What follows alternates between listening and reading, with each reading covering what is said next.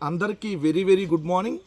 ఆంధ్రప్రదేశ్ రాష్ట్రాన్ని సర్వనాశనం చేస్తూ ప్రజల మెదడులోకి విషాన్ని ఎక్కిస్తున్నటువంటి ఆ రెండు చంద్రబాబు నాయుడు గారి ఉగ్రవాద పత్రికలుగా ఉన్నటువంటి రోతనాడు అలియాస్ ఈనాడు, ఎప్పటిలాగానే బూతు పత్రిక, బూతు జ్యోతిగా ఉన్నటువంటి ఆంధ్రజ్యోతి అత్యధిక ప్రాధాన్యత కలిగినటువంటి వార్తలనేమో అసలు ఇది వార్తే కాదన్న రూపంలో రాస్తారు. ఒకప్పుడు వాళ్ళు ఏం రాశారు, మళ్ళీ ఇప్పుడు ఏ విధంగా అదే వార్తను రాశారు, ఇలాంటివన్నీ మనం ఈరోజు చూద్దాం.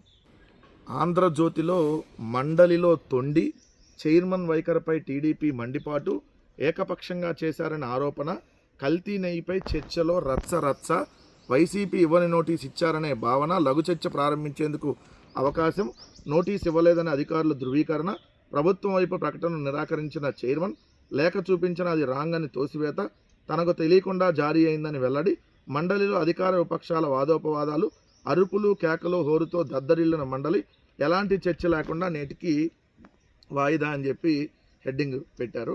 ఇక్కడ కూడా ప్రజలను తప్పుదోవ పట్టించేటటువంటి కార్యక్రమం ఎందుకంటా ఉన్నా అంటే, ఏదైతే శాసన మండలిలో తిరుమల లడ్డుకు సంబంధించినటువంటి ఏదైతే వీళ్ళు చేసినటువంటి తప్పుడు ఆరోపణలు, అదేవిధంగా హెరిటేజ్కి ఇందాపూర్కి డైరీకి, హెరిటేజ్ డైరీకి ఇందాపూర్ డైరీకి ఉన్నటువంటి అక్రమ సంబంధం సక్రమంగా వెబ్సైట్లో బయటపడిన తర్వాత దాని మీద 5 రోజుల పాటు వరుసగా చర్చకు అడిగితే చర్చకు నిరాకరించారు. చర్చకి అధికార పక్షం ముందుకు రాల. మొన్న అసెంబ్లీలో చంద్రబాబు నాయుడు గారు 4 గంటల పాటు ఏదైతే చంద్రబాబు నాయుడు పవన్ కళ్యాణ్ గారితో కలిపి 11 మంది 4 గంటల పాటు పచ్చి అబద్ధాలు, ఒక ద్వేషాన్ని ఏదైతే క్రియేట్ చేసేటటువంటి కార్యక్రమం ఇవన్నీ చేసిన తర్వాత నిన్న శాసన మండలిలో మొన్న ఎప్పుడో బీఎస్సీ సమావేశంలో ఆల్రెడీ 26/2/2026 షార్ట్ డిస్కషన్ ఉంటుందని చెప్పి ఆల్రెడీ చెప్పారు. చెప్పినటువంటి సందర్భంగా నిన్న మధ్యాహ్నం దాకా జరగనీలా. నిన్న మధ్యాహ్నం ఏదైతే చర్చకి వైఎస్ఆర్ కాంగ్రెస్ పార్టీ దీనికి సంబంధించి short discussion MLC Parvathareddy Chandrasekhar Reddy గారు బిగిన్ చేసిన ఎమ్మటనే పయ్యావుల కేసు లేచి నేను స్టేట్మెంట్ ఇస్తానని చెప్పాడు. అదేంటి, మీరు శాసన మండలి వ్యవహారాల మంత్రిగా పనిచేశారు, షార్ట్ డిస్కషన్లో స్టేట్మెంట్ అనేది ఉండదు, ఆ మాత్రం మీకు తెలియదా అని చెప్పి ఏదైతే కొయ్య మోషన్ రాజు గారు చైర్మన్, శాసన మండలి చైర్మన్ చెప్పినాక వీళ్ళు చర్చను జరగనీయకుండా కేకలు అది ఇదేసి ఏదైతే చర్చ జరగనీయకుండా నిన్న ఏదైతే ముగించేసినటువంటి కార్యక్రమం. ఈరోజన్నా చర్చ జరిగిద్దో లేదో చూడాలి. ఇప్పుడు తొండాట ఆడింది ఎవరు? దొంగదారిలో ఏదైతే అడ్డదారిలో ఏదైతే మీరు కదా వ్యవహరించింది. ఈరోజు అది చైర్మన్ గారు క్లియర్గా చెప్పారు, అది నాకు సంబంధం లేదు అని చెప్పి. అంటే ఏంటి దాంట్లో? దానికి అర్థం అంటే ఆయన సంతకాన్ని మీరు ఏమైనా ఫోర్జరీ చేశారా, మండలి చైర్మన్ సంతకాన్ని? సో ఇవన్నీ డిస్కషన్కి రావాలి. ఎందుకంటే శాసన మండలిలో వైఎస్ఆర్సీపీ సభ్యులు మాట్లాడుతుంటే కనీసం వాళ్ళ ఫేస్ను చూపించట్లేదు, ఓన్లీ ఆడియో విజువల్ వస్తుంది కానీ వీడియో విజువల్ రానియట్లేదు. ఇలాంటివి కూడా మీరు చేస్తూ ఉన్నారు. మొన్న ఏదైతే సీసీ ఫుటేజ్ బయట పెట్టినామంటే సీసీ ఫుటేజ్ మనం బయట పెట్టాల. మేము వెళ్ళి వైఎస్ఆర్ కాంగ్రెస్ పార్టీ ఎమ్మెల్సీలు వెళ్ళి ఏదైతే శాసన మండలి చైర్మన్ ఆఫీస్ ముందు ధర్నా చేయాల్సినటువంటి పరిస్థితి. చర్చ జరుపుదాం, మీరు ఎందుకు భయపడుతున్నారు అంటే ఆల్రెడీ ఏదైతే తిరుమల లడ్డూలో మీద తప్పుడు వ్యాఖ్యానాలు చేశారు కాబట్టి ఇప్పుడు ఆ హెరిటేజ్ లింకు, ఇందాపూర్ లింకు అన్నీ బయటకు వస్తాయి కాబట్టి, బోలే బాబాకి, ఏఆర్ డైరీకి, హెరిటేజ్కి ఉన్న లింకు కూడా బయటకు వచ్చింది కాబట్టి, వైష్ణవి డైరీకి, సంగం డైరీకి ఉన్నటువంటి లింకు కూడా బయటకు వస్తాయి కాబట్టి చంద్రబాబు నాయుడు గారు అన్ని డైరీలని కల్తీ అని ముద్రేసి ఆయన నెయ్యిని ఇందాపూర్ ద్వారా సప్లై చేస్తారన్న విషయం బయటకు వచ్చింది కాబట్టి తిరుమల లడ్డులో ఎలాంటి జంతువుల కొవ్వు కానీ ఎటువంటి కల్తీ కానీ జరగలేదు జగన్మోహన్ రెడ్డి గారి హయాంలో అనేది అన్నీ బయటకు వస్తాయి కాబట్టి చర్చ జరగనీయట్లేదు అనేది క్లియర్గా అర్థమయ్యి ఏదైతే అధికార తెలుగుదేశం కూటమి ప్రభుత్వం పారిపోయిందనేది క్లియర్గా చెప్పొచ్చు. ప్రభుత్వం మరి ఇక్కడ స్టేట్మెంట్ ఇస్తా అన్నప్పుడు శాసన మండలిలో, మరి శాసనసభలో ఎందుకు ఇవ్వాలో స్టేట్మెంటు? శాసన మండలిలో ఇస్తానన్నప్పుడు శాసనసభలో ఎందుకు ఇవ్వాలా? సో ఇక్కడ అడ్డంగా మరొకసారి దొరికిపోయారు. ఎవరు తొండాట ఆడుతున్నారో ప్రజలకు క్లియర్గా అర్థమైంది.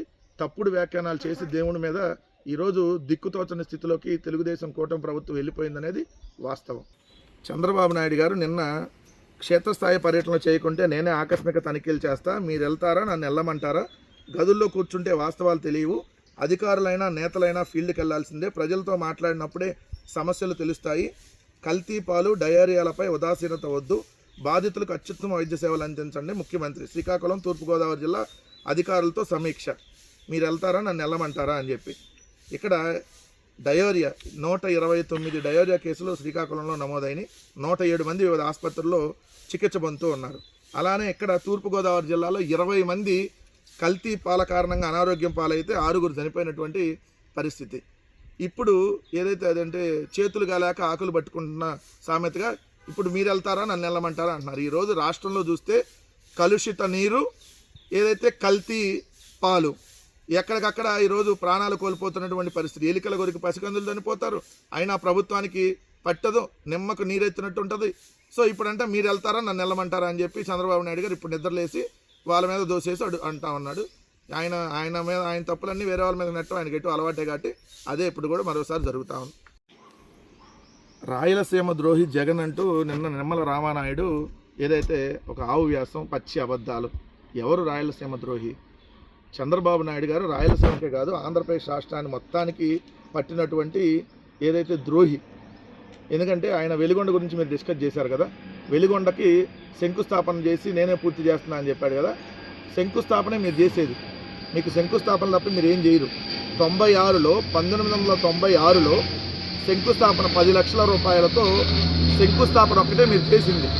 1996 నుంచి 2004 వరకు ₹1 మీరు ఖర్చు పెట్టాల. 2014-19 మధ్య కేవలం 630 కోట్లు ఖర్చు పెట్టారు. అది కూడా కాంట్రాక్టర్లకి దోచిపెట్టారని చెప్పి ఆల్రెడీ కాగ్ నివేదిక ఇచ్చింది. కానీ అదే వెలిగొండకు సంబంధించి ఆసియాలోనే అతిపెద్ద జంట సొరంగం జగన్మోహన్ రెడ్డి గారి హయాంలో 2024న జాతికి అంకితం చేశారు. నల్లమల సాగర్లో ముంపును గురయ్యేటటువంటి 11 గ్రామాల్లో 7,321 నిర్వాసిత కుటుంబాలకు వన్ టైం సెటిల్మెంట్ కింద 992 కోట్ల రూపాయలు జగన్మోహన్ రెడ్డి గారు ఉన్నప్పుడు ఖర్చు పెట్టినటువంటి పరిస్థితి. రాయలసీమ ఎత్తిపోతల పథకానికి సంబంధించి పోతిరెడ్డిపాటి హెడ్ రెగ్యులేటర్ సామర్థ్యాన్ని పెంచుతూ రాయలసీమ ఎత్తిపోతల పథకాన్ని తీసుకొని వస్తే ఏదైతే నేషనల్ గ్రీన్ ట్రిబ్యునల్లో కేసులు వేయించినటువంటి దుర్మార్గమైనటువంటి వ్యక్తులు, మీ చిత్తూరు జిల్లా వాళ్ళ చేత చంద్రబాబు నాయుడు గారి సొంత మనుషుల చేత కేసులు వేయించాడు.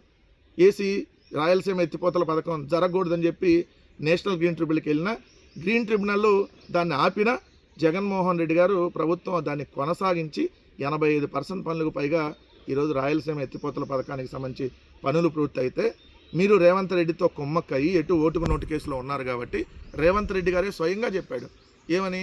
ఈ రాయలసీమ ఎత్తిపోతల పథకాన్ని నేను చంద్రబాబు నాయుడు గారికి చెప్పాను ఆపేయమని, ఆయన ఆపేశాడని చెప్పి స్వయంగా ఏదైతే రేవంత్ రెడ్డి గారు చెప్పారు దానికి సమాధానం అడుగుతుంటే శాసనమండలిలో దానికి సమాధానం చెప్పడం చేతకాక ఆవ్యాసంలాగా నీకు 15,000, నీకు 15,000, నీకు 18,000, నీకు 18,000 ఇట్లానే రాయలసీమ ద్రోహి, రాయలసీమ ద్రోహి, రాయలసీమ ద్రోహి అబద్ధాలు, పచ్చి అబద్ధాలతో నిన్న శాసనమండలిలో మరొకసారి నిమ్మల రామానాయుడు దొరికిపోయాడని చెప్పచ్చు. చాలా పెద్ద వార్తని కనపడకుండా ఆఖరి పేజీలో చాలా చిన్న వార్తగా వేశాడు ఈనాడు రోత కిరణ్. ఏంటి ఆ వార్త అంటే, సెకీ నుంచి 300 మెగావాట్ల విద్యుత్ కొనుగోలుకు అనుమతి.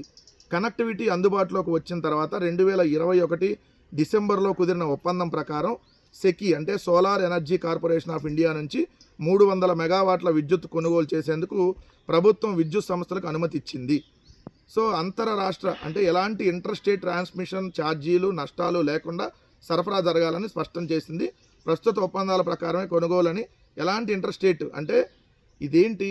జగన్మోహన్ రెడ్డి గారు ముఖ్యమంత్రిగా ఉన్నప్పుడు సెకీతో కుదుర్చుకున్నటువంటి ఒప్పందం. అప్పుడు సెకీతో ఒప్పందం కుదుర్చుకొని ₹2.49 7,000 మెగావాట్ల విద్యుత్ని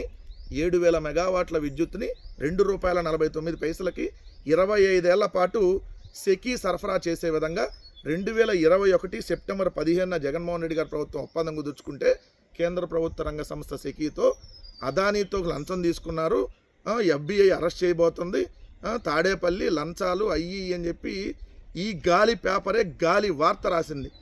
ఈ గాలి వార్త రాసి 1,10,000 కోట్లు నష్టం ఇది, దీనివల్ల ఈ ఒప్పందాన్ని అసలు అమలు చేయకూడదని రాశారు. పెద్ద బ్యానర్ హెడ్డింగ్ ఆ రోజు, అదానీ లంచం అని చెప్పి పెద్ద పెద్ద హెడ్డింగ్లు పెట్టాడు ఈనాడు. ఏదైతే ఈ గాలి కిరణ్ ఏదైతే గాలి పత్రిక అయినటువంటి ఆ గాలినాడు అలియాస్ ఈనాడులో ఏదైతే 1,10,000 కోట్ల నష్టం, అదానీ లంచాలు, అదానీ దగ్గర లంచం తీసుకున్నాడని చెప్పి ఇదే గాలి పత్రిక గాలినాడులో రాశారు. ఈరోజు ఈ వార్త రెండు లోపలికి ఎక్కడికో వెళ్ళి సెకీతో కుదుర్చుకున్న ఒప్పందాన్ని అమలు చేస్తున్నారంట. ఆ రోజే చెప్పారు జగన్ గారు ఇది ₹2.49 అంతర్రాష్ట్ర ఛార్జీలు అన్నీ కలుపుకొని ఎటువంటి ఛార్జీలు లేకుండా ₹2.49 చాలా బెస్ట్, అందే మేము తీసుకున్నాం అని చెప్పి చెబితే ఆ రోజు వీళ్ళు నానా గగ్గోలు పెట్టి ఇంకా ₹1.5కి వచ్చింది కదా, ₹1.70 వచ్చింది కదా అని చెప్పి నానా యాగి చేశారు. చేసి చంద్రబాబు నాయుడు గారు ముఖ్యమంత్రి అయిన తర్వాత మే 7, 2025 యాక్సిస్ పవర్తో ఒప్పందం కుదుర్చుకొని ₹4.60 సప్లై చేస్తంట. ₹4.60. జగన్ గారు ₹2.49 తీసుకొని వస్తే పవర్ని వీళ్ళు ₹4.60. అలానే విజయవాడలో ఉన్నటువంటి ఆంధ్రజ్యోతి రాధాకృష్ణకి సంబంధించినటువంటి యాక్టివ్ విద్యుత్ plant, active power plant 2025 June 7 నుండి 15 ఏళ్ల పాటు ₹2.50 సప్లై చేసేటట్టు. మరి ₹2.49 కంటే ₹2.50 పైసా ఎక్కువ. రెండోది వాళ్ళు ఎక్కడో వేరే స్టేట్ నుంచి ఇక్కడికి తీసుకొని సప్లై చేస్తున్నారు. మరి ఇది మన ఓన్ స్టేట్లో ఉంది కదా, మనకు సంబంధించిన రిసోర్సెస్ అన్నింటినీ వాడుకుంటుంది కదా, మరి అప్పుడు ₹1.5కే ఇవ్వాలి కదా. మరి ఆంధ్రజ్యోతి రాధాకృష్ణ 2.5 కట్టిస్తారు. ₹2.49 దిగితే అదాని దగ్గర లంచం తీసుకున్నారని రాసినప్పుడు ₹2.50 మరి చంద్రబాబు నాయుడుకి ఏమిచ్చి రాధాకృష్ణకి ఇచ్చారు, ఎంత లంచం తీసుకొని? మీ వార్తలు ఎలా ఉంటాయి అనడానికి ఇలానే ఉంటాయి. ప్రతిదీ బురద జల్లటం. జగన్ గారు ఏం తీసుకొచ్చినా బురద జల్లటం. రీసర్వే, భూములు రీసర్వే అంటే బురద జల్లటం, సెక్యూతో ఒప్పందం అంటే బురద జల్లటం, జగన్ గారు తీసుకొచ్చినటువంటి సంస్కరణల మీద బురద జల్లటం, అదాని డేటా సెంటర్ చేస్తే దాని మీద బురద జల్లారు, గ్రీన్ కో చేస్తే దాని మీద బురద జల్లారు, బల్క్ ట్రక్ పార్క్ చేస్తే దాని మీద బురద జల్లారు. మళ్ళీ ఇప్పుడు అయ్యే కొనసాగిస్తారు. సచివాలయాల మీద బురద జల్లారు, రైతు భరోసా కేంద్రాల మీద బురద జల్లారు, పేర్లు మార్చుకుంటారు సిగ్గు లేకుండా. అమ్మఒడి అంటే అది బూటకు వన్నాం ఆ రోజు, ఇప్పుడేమో దానికి పేరు మార్చి తల్లికి వందనం.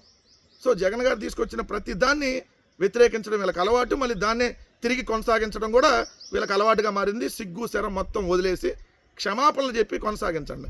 ముక్కు నేలకు రాసి క్షమాపణ చెప్పి మేము బతుకులు అంతే, మేము అలానే ప్రచారం చేస్తామని చెప్పి కొనసాగిస్తే అప్పుడు ప్రజలకు ఆల్రెడీ అర్థమైంది. ప్రజలకి మీరు ఎలాంటి వాళ్ళు, మీ బతుకులేంటి ఆల్రెడీ అర్థమైంది. శాశ్వతంగా ఈ తెలుగుదేశం కూటమి ప్రభుత్వాన్ని బొందలో పెడతారు. ఇది ఖచ్చితంగా జరిగి తీరిద్ది అనేది వాస్తవం.